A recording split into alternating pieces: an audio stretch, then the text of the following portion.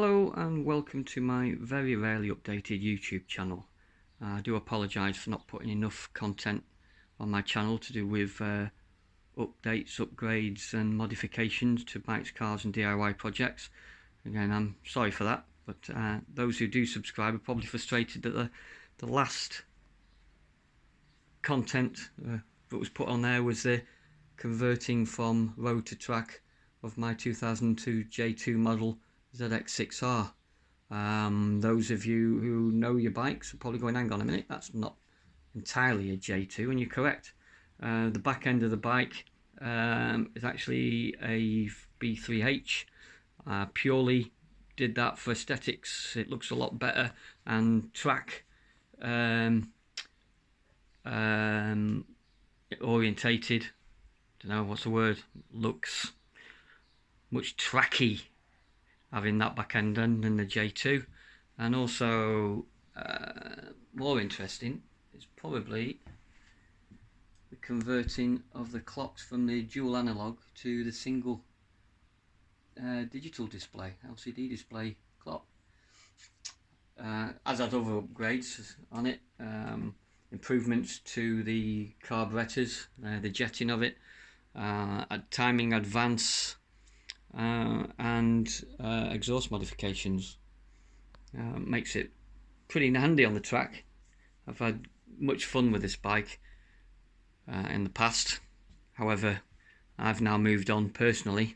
I mean, this has been handed down to one of my sons. I've got a R6 Yamaha with a few little trick bits on that. When it comes to the ZX6R, if you are interested, have a look on my video of the actual process of converting it, and if you've got any questions, please feel free to ask. On the R6, I'll do its own little video at some point then. I have been asked for it, so it's got a few bits on it, i.e. It's got a warm-up system, which annoys my neighbours when I start up in the garage, and converted, because I have restricted movement, let's say, from in my right leg. I can't use a back brake, so this bike is converted to have the back brake on the left hand lever, on the left hand bar, clutch and back brake on the handlebar. Okay, so amongst other things on this bike, which I will do its own little video. The bike in the middle is my 2020 Ninja 1000 SX. Few additions to this. I bought this bike to go touring around Europe on, so first things first, I wanted to make sure that I was warm when going up on the Alps in when it's a little bit cold. So two ways could have gone was either the heated grips and wear lots of layers, or go for a Gerbing heating system, which includes gloves, jacket, trousers and socks, so all over warm. And so I've installed the cabling and connector, quick release on the bike. So I'm not going to go into detail, that's not what you're here for. You're here to see tyre repair.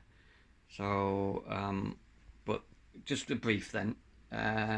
Both Kawasaki and aftermarket crash protection. It's got its own 12 volt. I've put my own 12 volt plug in there. Kawasaki do their own. It goes in the same place. There's a blank there for it to go onto, but just purely because it's a hell of a lot cheaper and I'm good with electrics, I put my own in. Other upgrade is for my sat-nav. I've got the Garmin sat-nav and connections, RAM mount, ball mount, extender. I've got different lengths of that because I've been trialing different positions, and a mount to mount it onto the screen brackets. Did some research on this one. I'll do a video, so I won't go into it all. I'll do a video on what I did and why I did it, why I didn't want it on the tank, on the handlebar, for safety reasons, keep my eyes on the road, why I wanted it up there, and how effective it is. Okay. Other bits, I've got an aftermarket exhaust. Now that I should have probably videoed in total. I've done a how-to because I've done quite a bit to it, including getting rid of the, well, not getting rid, replacing the middle box and the cat. So with a link pipe I've done it in such a way that the middle box and the cat are still in one piece and are reusable. So when it comes to MOT time, I can refit them so that it will pass the emissions test. And also I've got a decibel meter, so I have checked, because obviously for track warriors I've got a decibel meter just to make sure that I'm always going to be, before I get there to whichever track I'm on, that I comply with its noise restrictions. I've got a decibel meter, and when tested I was at 4,000 RPM. This was putting out, with the dB killer in it, 97 decibels. Happy with that. Keeps Mr. Policeman happy as well, and the environment. Okay, I'll do some videos on that, including installation of the pyramid fender extenders and other bits, including changing the sprockets, blah blah blah. But you're here for video on how to repair your tyre when you've either had a nail or a screw in it, and I'll show the options that you can have. Right, so the options you can have are the good old gunk, which is great if you have no access to any tyre inflation device, you know, a pump. If you haven't got a pump, then this is the way to go. It's having one of these. Let's say it's a tyre weld, so it pumps the tyre full of gunk to seal up the hole. I say hole, so none of these I'm going to show you now, or any repairs, are any good for if you've got a slash or a cut in either the main part of the tyre or the sidewall. These will not work. Okay, it's only good for a hole in the main part, the treaded part of the tyre. Right, so there's one option. If you do have carrying with you in a car or motorcycle a pump or inflation device, any other sort of, what other form is it? Right, it's a pump, isn't it? Electrical, that's what I meant, either electrical plug-in or a hand pump, foot pump. If you're carrying one of those, these are what you can use. First one is one that I've used when I've been out in the Arabian desert, the same part of the desert that's used on the Dakar run, incidentally. I was out there for 5 years with my off-road motorcycle, and I've carried one of these with me. Only ever had to use it once, and to good effect. It's a get me home, basically. It's not a long-term solution in any respect. It's just there to plug the hole and to get you home.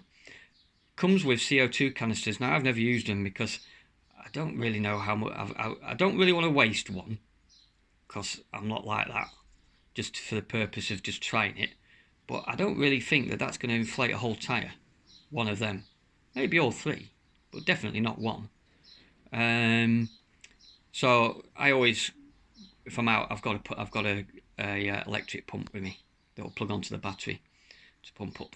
Right, so there's a get me home, or get me to the nearest workshop. The other one, and this is the one I'm going to be showing you how to use today, is the stop and go tyre plugger. I've never used it before myself, so it's a journey for me too with this one. And this one, what it does is inserts a mushroom, which is a much more solid repair, and can be a permanent repair. However, there is a caveat to it, and there is certain things that you must do to allow that to be a permanent repair. I know some of you are going to say, no, I don't trust it because you've compromised the integrity of the tyre, and I agree with you. However, I also know people that have used them, both on cars and tyres, and it's been not only safe, but also legal. So anyway, we've got that out of the way. Let's me get set up with everything, and I'll show you the stop and go tyre plugger and how to use it. Okay, so firstly, what have we got inside the kit? Okay, what we have is, obviously, we have the kit, we have the bag, nice handy little bag, very comprehensive set of instructions, both written and photographic, and we have the tools. So we've got the gun, we have we call it a probe tool. We have a rasp tool, a knife, the plugs, which look like that, which mushrooms look like that. Oh, focused. There we go. And we also have a nozzle. Alright, it does mention there pliers, but the pliers are not included. You get your own pliers. Find some pliers. That's what you need. Alright, before we go any further, as I said before, this is not, you cannot use this if you've got a cut or a slash or any damage to the sidewall of your vehicle, of your tyre, both either car or motorcycle. It's sidewall flex is there, and it's meant to flex, so any repair that's pulling that will not last. And because of the work that you require to actually open up the hole, and that you are seriously compromising the integrity of the tyre wall. So it's dangerous. In a nutshell, don't do it. Alright, I say again, this is only for holes, so either a nail or a screw, and it'll tell you in the instructions there, it gives you a warning, holes larger than 1/4 of an inch, or in the metric terms 7mm, around 7mm, should not be plugged. It says rubber cement's not needed for this kit. How you would manage to do the rubber cement is beyond me anyway. And it says the precautionary information. Now here's a good bit to read. Sorry about the shaky. Puncture repairs made on the wheel are classified as emergency repairs. If an emergency repair is made, the tyre must not be run more than 100 miles at speeds no greater than 50 miles per hour until the tyre is moved from the rim, inspected carefully, and a permanent repair is made. Right, what that means is, okay, because you can't see what's going on inside when you put this mushroom on, because if you're doing it on the wheel, right, because of that, okay, you don't know if you have actually got an effective seal on the inside for a permanent repair. So either, if you've been lucky enough to get this motorcycle, to get your tyre, your wheel home, and you've got the tools to take it off the rim, you could do a permanent repair there and then, i.e. insert this mushroom as per the instructions, make sure that it locates properly, and the job's done. Okay. Again, some of you are going to say you don't like that because you are compromising the integrity of the tyre, blah blah blah. I agree with you. Alright. However, there are numerous videos out there, people have done it, they've lasted the full length of the tyre because they've done it correctly, and it is MOT legal. This is for UK, by the way.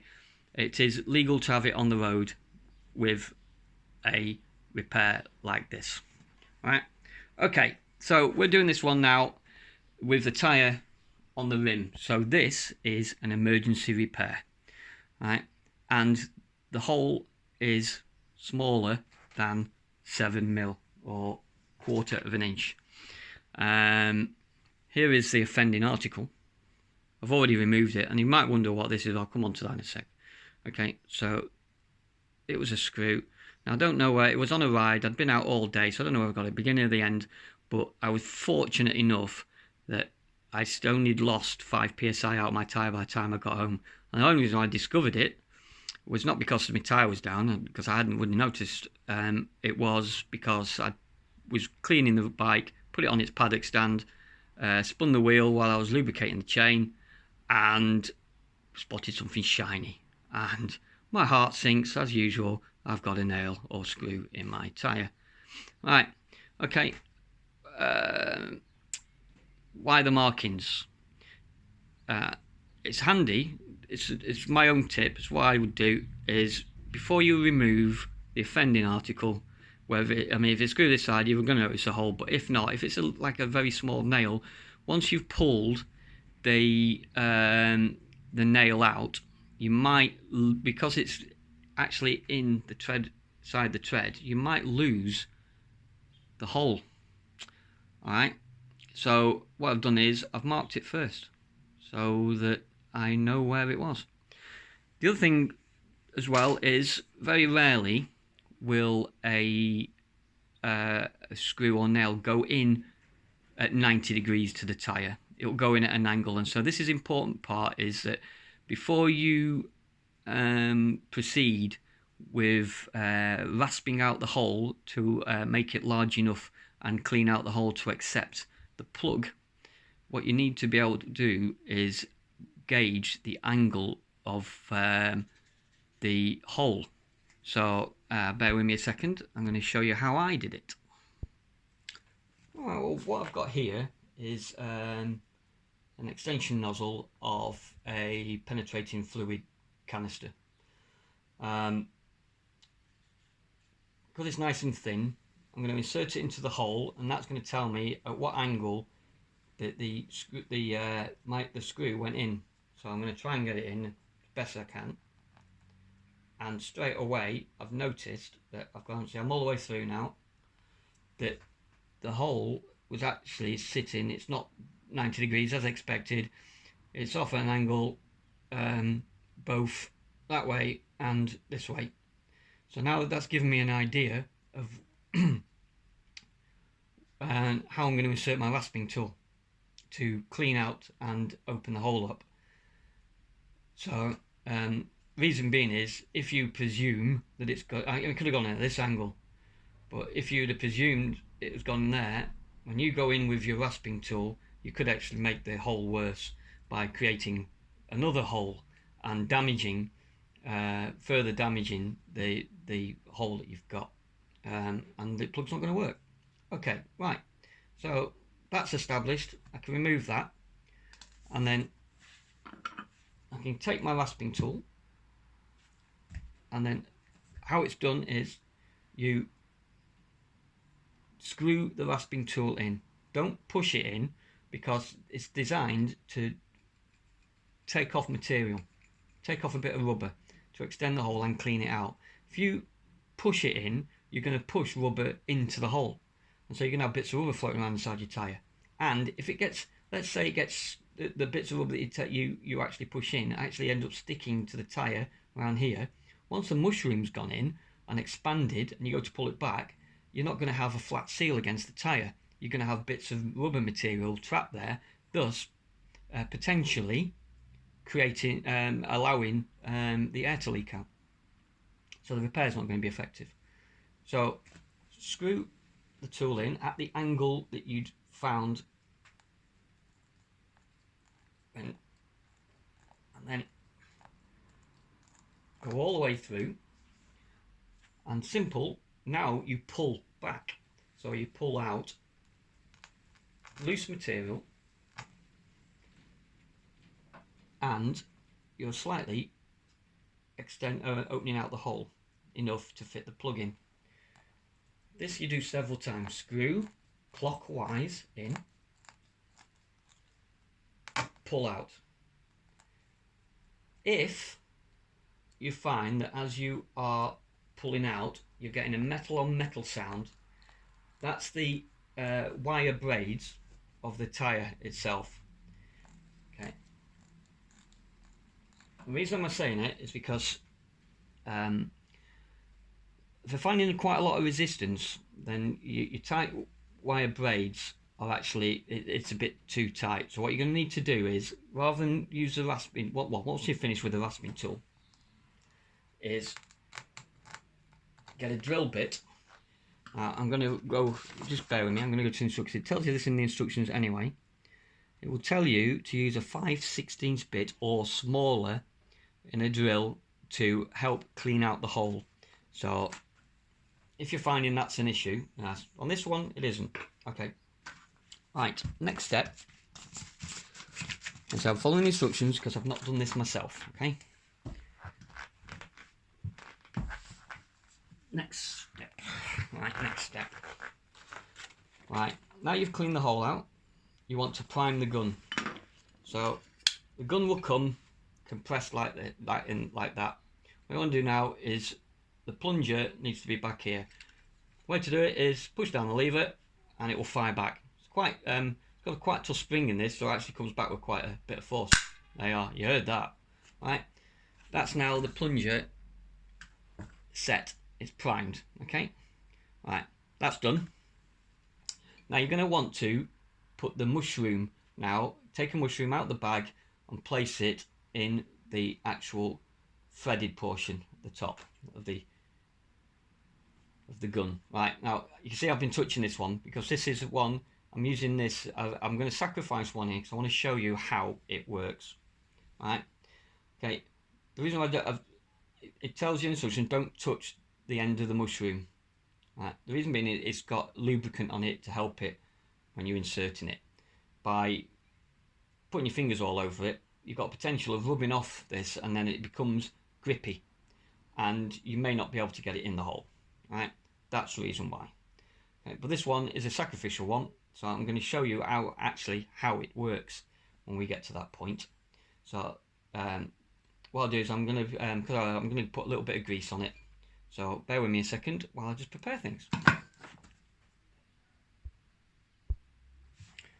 Okay then, so get your gun, take the actual mushroom, insert it into the end of the gun, and it's going to tell you to use the nozzle to push down on the end of the mushroom to insert it in, so that the mushroom will invert and go and push it beyond the first thread on the down on the inside, so that it's fully inside and there's no way that any of the mushroom can pinch on the once you've got it fully assembled and then therefore not come through. Now again, this is a sacrificial one, so I've used a bit of Vaseline on the end of here just to give it some lubricant. And now I'm going to get the nozzle. Eventually this nozzle goes inside here, but that's later on. I'm going to push this down inside, and you see, I don't know if you can see it, but it is inverting and then it sinks down in. I'm just going to have a look down to see that it's gone in all right, and yeah, it's down beyond the end. Right, okay, right, now what I'm going to do is I'm going to put this together. This is not what you're doing yet, but this is to show you exactly what this does. Okay, assuming this is now inside the tyre, this end, I'm now going to, as it's in this one, pump 4 to 5 times, yeah, until you feel resistance on the trigger. Don't push beyond that because you might damage the actual trigger itself, the gun. So pump 4 to 5 times. I'm feeling resistance there, so now I'm going to release. It says then release the plunger, so it's going to be loud and it fires back. So, and then start the process again. So pump. Now notice it's starting to come through, look. Okay, but now don't assume that's through, it's not. Release and pump again. Now she's starting to push through, look. Release and again. It says to do this about 5 times. So this will be the 5th now, and it's gone stiff, won't go any further, and you know you've gone far. But if you've got about that much showing out of the gun, that is it. You've gone far enough. You're not going any further than that, and it's reached a stop. Don't try and go any further. You're going to damage the mechanism. All right. But as you can see, because that goes quite a long way into the tyre, this mushroom's come through. All right. And then when you go to actually pull this actual nozzle out, this will be pull on the inside of the tyre, holding it stiff, holding it against, and then your mushroom will come out, and you'll have the end of this sticking out the tyre. We're going to cover that bit once I've got it all done properly. So that's the sacrificial one, throw that away, and we'll come back with the real deal. Okay, on to the real deal. Right, without touching the head of the mushroom, take one of the mushrooms out of the bag, one of the plugs out of the bag, put it into the end of the gun, and as you saw earlier, get the nozzle, push down on it, so get it about, try and get it central if you can. I hope you can see this, or not, hopefully you can. And then get it nice and even, push it down inside. Oh, right, that's down inside now. So the next bit I'm going to do is I'm going to get this pin, screw the nozzle onto it. Okay, it doesn't have to be tight, just hand tight. That's it, that's it. Right, and now at the same angle as before is insert with a little bit of turning force to push the nozzle all the way in until there's no more shaft showing, and then unscrew the insertion pin. Right, that's done, job done. Okay, after that, screw on the gun. So carefully line it up so you don't cross thread it. It's got quite a wide thread on it anyway, so it's got a coarse thread, so cross threading it shouldn't be a problem. Just line it down until the nozzle starts to turn with it, and that's it, that's done. Now, as you saw before, what you saw in the practice, you're going to pump the gun 4 to 5 times until you start to feel a resistance. There we are, feeling resistance now, and then release the plunger. There we go. Okay, and then repeat the process.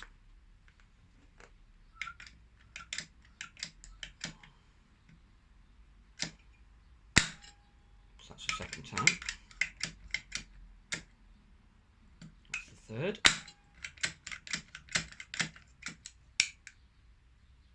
4, and one more time.